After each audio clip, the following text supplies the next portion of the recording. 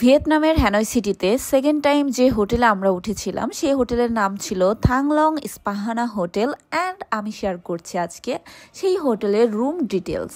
So আমি আমার রুমে ঢুকে পড়েছি অ্যান্ড গাইস রুমটা অনেক বেশি বিগ ছিল, দেখতেই পাচ্ছ বিশাল সাইজের একটা রুম অ্যান্ড এক পাশে উইন্ডো অ্যান্ড বসার সিটিং এরিয়া করা আছে, এই পাশে মিরর অ্যান্ড টেবিল চেয়ার, আলমেরা, টিভি, এভরিথিং কি নেই সবই ছিল। আর সামনেই ছিল একটা কিউট ব্যালকনি।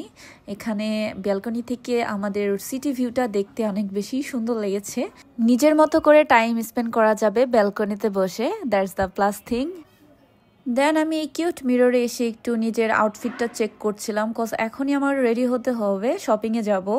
আমি আমার আউটফিটটা একটু পরে চেঞ্জ করে ফেলবো। বাই দ্য ওয়ে দেখো বিগ সাইজের একটা ক্যাবিনেট দেওয়া আছে, ফ্রিজ দেওয়া আছে। ও ইয়েস, তোমাদের সাথে তো আমার স্ন্যাক্সগুলো দেখাতেই ভুলে গিয়েছি।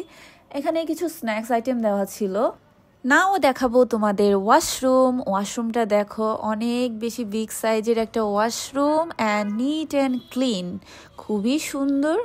সো ইয়া, আমার রুম দেখানো ডান। সবাই ভালো থাকবে, love you all, bye by.